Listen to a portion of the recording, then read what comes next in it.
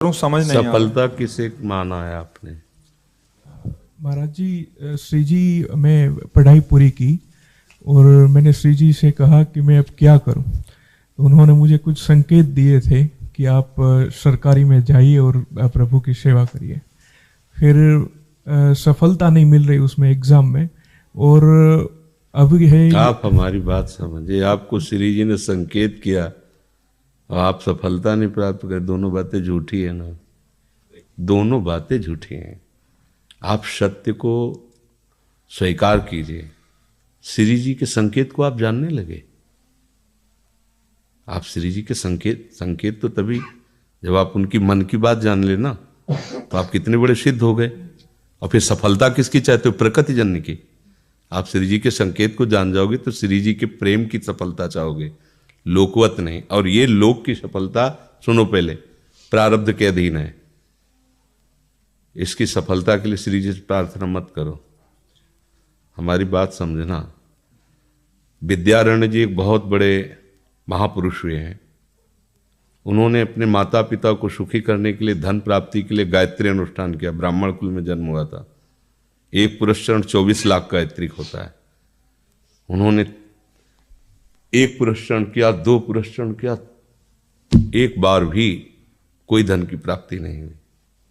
आखिरी में उन्होंने संन्यास लिया। जीव संन्यास लिया, माता गायत्री प्रकट हो गई। उनका अब इंद्रासन भी मांगो तो आपका, तो बोले अब क्या जरूरत है, अब तो वैरागी हो गया, विरक्त हो गया। माता पिता भी पधार गए, उनकी सेवा के लिए अर्थ चाहना। 23 पुरस्चरण किए, तो आप तब नहीं आए। तो उनका तुम्हारे अनंत जन्मों में ऐसे 24 महापाप थे जिनके कारण मैं नहीं आ पा रही थी। अब वो 23 पुराण से चरण से नष्ट हुए, पुरस्चरण से, और 24वां तुमने संन्यास लिया। तो अब आप जो चाहो पर, बोले अब चाहिए ही नहीं, क्योंकि अब सन्यासी हो गए, अब तो ब्रह्म प्राप्ति के लिए। तो इससे आभास होता है कि अगर हमारा बुरा प्रारब्ध है तो हमको भोगना पड़ेगा। हम कितना भी प्रयास करें वो हमें, तो हम क्या करें इसमें जिससे हमें परम शांति हो? प्रभु के नाम का जप करते हुए उन पर दृष्टि लगाएं कि प्रारब्ध से हमारा भरण पोषण शरीर का भले, ये हमारा भरण पोषण आपसे होगा नाथ। तो वो एक ऐसे हैं जो आपके प्रारब्ध को भी मिटा देंगे। वो ऐसे शरणागत वत्सल हैं कि सब लिखा पढ़ी अलग कर देंगे। सुदामा जी को दरिद्रता का योग था। ऐसी दरिद्रता, कई कई दिन तक भिक्षा नहीं मिलती थी। ये जितने भी चरित्र हमारे लिए उदाहरण है। मांगने जाते थे तो मांगने से भी नहीं मिलता था, कई कई दिन। तो एक दिन उनकी पत्नी ने कहा कि हमारा आपका तो चरणामृत से भी गुजारा 2 दिन 3 दिन हो, 4 दिन हो, छोटे छोटे बच्चे तो मर जाएंगे ऐसे। कुछ तो उनका श्री कृष्ण के सिवा हमारा कोई नहीं। अब हम क्या कर सकते हैं? प्रारब्ध जब बिगड़ता है ना, वो कोई सफलता नहीं होने देता। तो एक दिन श्री रुक्मिणी जी प्रसाद ठाकुर जी को भोग पा रही थी, प्रभु ऐसे रोक दिया, उदास हो गए। तो उनका, प्रभु ऐसी स्थिति हमने जब जब आपकी देखी, तो किसी भक्त को जब कष्ट होता है तब आपको ऐसे देखा है। कौन सा भक्त है और क्या कष्ट है? तो का एक सुदामा नाम के हमारे मित्र हैं, कई दिन से भोजन भी उनको। प्रभु आपके मित्र और मैं आपकी दासी, महालक्ष्मी का अवतार रुक्मिणी, आप हुक्म कीजिए, लोक लोक की संपत्ति वहां। बोले उसको चाह नहीं है, हमारे मित्र को चाह नहीं है, और चाह ना होने पर हम विवश हैं। अगर वो चाह कर ले तो सारी व्यवस्था हो जाए। तो बोले पैदा करो जाके चाह। बोले उनके हृदय में तो नहीं पैदा कर सकते, हम भी, क्योंकि जिस हृदय में भगवान का आश्रय और निरंतर चिंतन है, वहां माया की चाह नहीं होती। बोले उनकी पत्नी के हृदय में, बोले प्रयास करते हैं जाके। भगवान संत वेश में गए, भिक्षाम दे, वो निकली। अतिथि का सत्कार करना गृहस्थ का धर्म होता है। हाथ जोड़ा और कहा हम असमर्थ हैं, आपको भिक्षा नहीं दे सकते। क्यों? बोले हम अपवित्र हैं, हमारे ऊपर सूतक लगा हुआ है।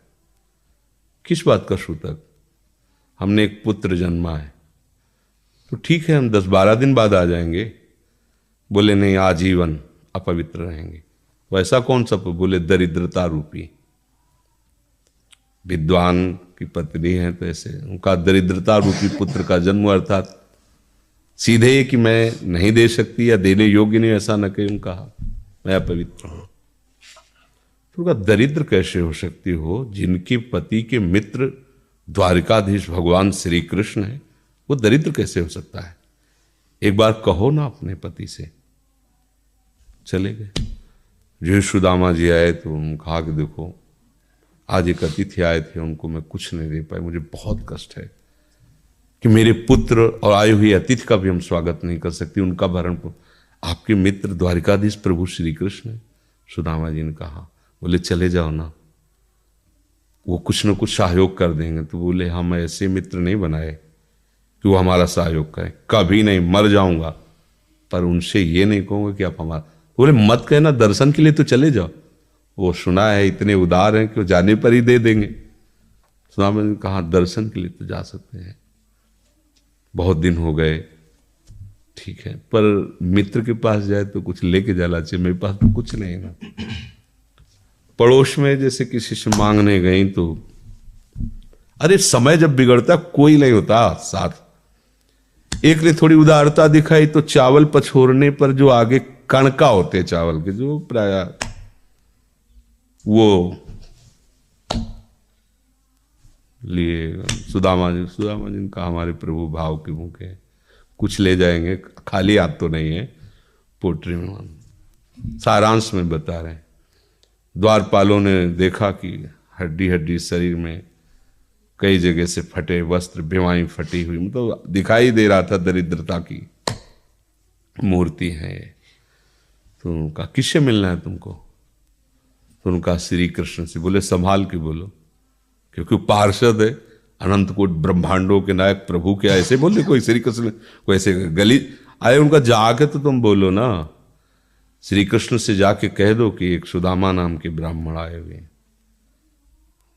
पार्षद गए, वो प्रभु बड़ा अजीब आदमी है, आपका नाम बिना किसी सभ्यता के ले रहा है। वो कह रहा श्री कृष्ण से कह, सुदामा कूद पड़े, भगवान दौड़े। वो पार्षद वो सब की ब्रह्मा जी शंकर जी आते हैं तो वहां खड़े रहते हैं घंटों, भगवान ऐसे भागे जाके। सुदामा जी को पता था ना, हमारे रुक्मिणी जी के महल में रुक्मिणी जी के पलंग पर बैठाते हैं, स्वयं चरण पखारते हैं सब। अब ये वैभव, क्या हालचाल है, कैसे हो?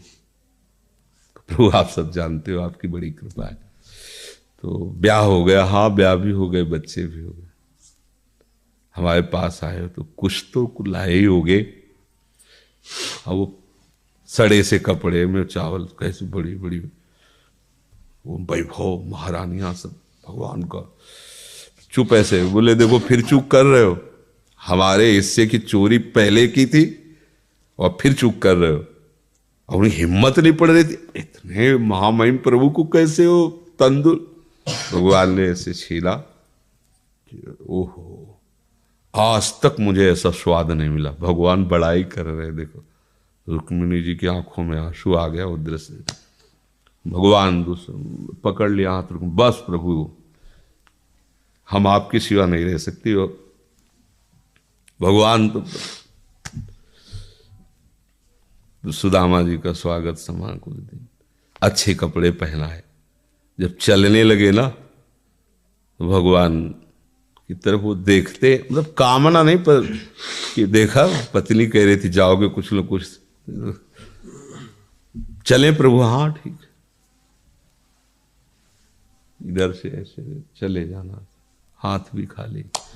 प्रभु ने कहा देखो ये कपड़े जो है ना महंगे हैं, रास्ते में तुम्हें चोर बदमाश, तुम अपनी पोशाक पहने इनको उतार दो। बोले बड़ी कृपा, कपड़े भी उतार रहे और रास्ते में सोचे देखो निगेटिवली सोच रहे, मेरे श्री कृष्ण मुझे कितना प्यार करते हैं। उन्होंने इसीलिए नहीं दिया कि दरिद्र कहीं संपत्ति पाकर मतवाला होकर मुझे भूल न जाए, मुझे कितना प्यार करते हैं। प्रभु के प्यार में मगन होकर सुदामा पूरी खड़ी जैसे द्वारिका। तो उनको भ्रम हुआ कि मुझे लगता है चलते चलते मैं पुनः द्वारिका आ गया। तो वहां पूछ रहे हैं कि ये किसका है, भगवान के पास